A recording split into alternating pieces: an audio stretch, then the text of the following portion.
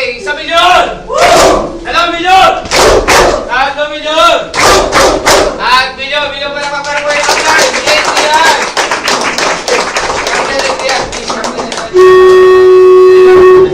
Wala, may ilaw. Good morning po. Good morning! Ako po ay ngayon lang mag-share talaga kasi ako po ay ako po yung papakilala mo na ako po si Ibrahim Ilaw na po si Ibrahim Ilaw. Kasama ko po si Mr. Ilaw. Pamumuwi lang siya po. Ako po ay registered nurse. Na-involve po. Ako mag-review ko lang po tungkol sa buhay ko rito kung mga naging maganda at masama. Minsan may masama rin kasi gusto ko ng pumilip pagpapar ko pero hindi ko magawa. Kasi nga, alam mo na, ako yung po ay part-time dito, part-time business, pero po talaga yun. Yung po business ko ang full-time, kaya dito siya po nang ano sa akin. Sabi ko sa Marco, ang hirap po, kasi walang busy ko ron, ng mga office doon, kung paano ko magkano. Kaya makakain ko siya na kahit kung paano, pero hindi walang internet. At pinagtitiwala din po sa akin kahit paano, pinaliwala yung business. Kasi hindi naman po ako nagkasanay.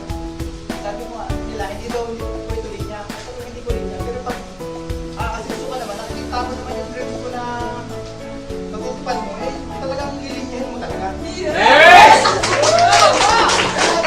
Ang hirap mag-invite sa, lalo sa mga sino kasi alam mo na kaya babarahin ka ng babarahin. Pero okay lang kasi kalyado eh.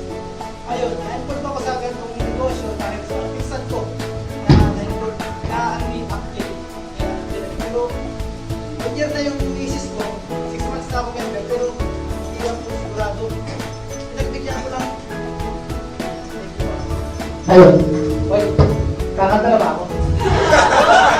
Ayun, pinagbigyan ko lang po yung misis ko kasi talaga iiyak na yata sa akin kasi gusto maglabas ng pera eh.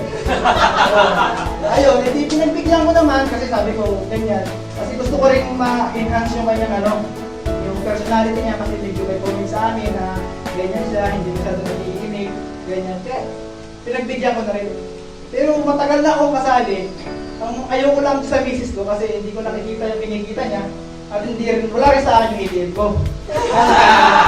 Hindi ko talaga sa akin sinasabi ko magkano yung kinikita niya. Hanggang sa dumating yung time na uuwi na ako, surprise niya sa akin na nakabili siya ng sasakyan.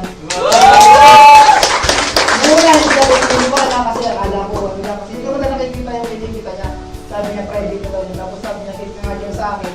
Kaya, ayun, natutuwa naman ako sa effort ng misis ko kasi pag nauwi talaga ako, hindi ko siya pinagtatrabaho kasi para sa akin lang yan. Tapos, makikita ko kasi na minsan, nagugupit siya ng flyers, nag-print, nangyibigay sila. Naaawa din naman ako kahit ganun kasi alam ko naman na ganun talaga yung effort na ibigay niya. Kahit na lagi ako wala na uluwaan niya ako. Pero nag-aawit rin kami sa oras. Kaya siguro, namingi na ako sa kanya ng mga dalawa sa kanya na lang at titigil ako full time na kami sa kanyang negosyo. Kasi naiisip ko rin na sa mga kasama ko, bakit ba lagi na lamang na 20 to 25 years, 30 years silang nagbabarko, hindi, maganda talaga kita. Kahit mag-asawa ka ng dalawa. Uy, asawa nga ng feedback sa amin kasi pagkakasabing ay babaero raw. Depende po, parang networking din yan. Magkakaiba ng pero magkakaiba ng basta yun yung Pinag-defensa ko lang po yung sarili ko kasi nandito ang asawa ko eh. So, ayun po, ayun, wala na ako. Tapos, ginawa namin yung negosyo sa 1 year na nakapaglabas nga po kami ng kotse.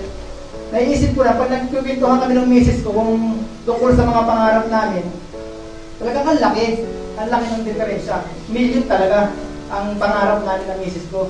Nandiyan na sasakyan, mga bahay, mga properties. Kinita ko yung sahod ko kung magkano. Eh, hindi naman ako sasahod ng 100,000. Yun na yun. Basta gano'n lang yung sahod ko, pero kinita ko sa ilang taon, sumasahod man ako ng 60,000 per month, sa isang 10 buwan, 600,000 lang. Sa 10 taon, 6 million lang. Paano makukuha yung pangarap? Kung matanda na ako, doon niya ako utay-utay na pinapaliwanag sa akin kung bakit kailangan namin gawin yung ganitong negosyo.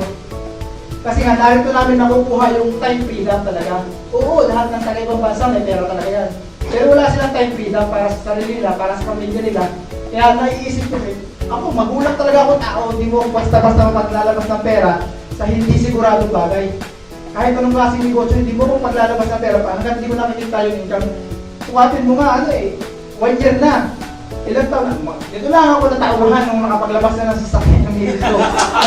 Kasi hindi ko, hindi ko itong kumpanya, pero alam ko na gano'n kasi minsan may narinig kang negative feedback pagdating sa barko. Pero ayun, sa awa ng Diyos, nalampasan din namin lahat yung mga problema sa upline, pasensya na, problema sa downline, pasensya na. Napag-uusapan naman po lahat ng bagay. Ang payo ko lang po sa inyo, talagang may pera po talaga dito. Huwag niyong sabihin na hindi niyo ituloy niya. Kasi siyempre, kung kikita kayo dito, talagang lilinyahin niyo. Hindi niyo ituloy.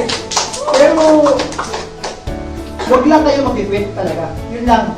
Payo ko lang po, huwag lang po kayo mag-quit. Kahit medyo mabagal, doon din naman ang punta natin sa lahat eh. Kung sino man mauna, o syempre sila kasi nauna na. Sila kasi ikarabaho nila lang mas maaga, sunod nila yung tamang sistema. Pero sa bandang huli, tayo-tayo pa rin ang papakita sa taas. Yung po, maraming salamat. Thank you po. Ay po yung asawa ko po si Apraki. Apraki yan. Okay. Power. Okay, maraming salamat po Upline Adrian Ilaw. Okay, palakpakan natin si Upline Adrian Ilaw. Grabe yung mga share natin, no? Ang hit office eh.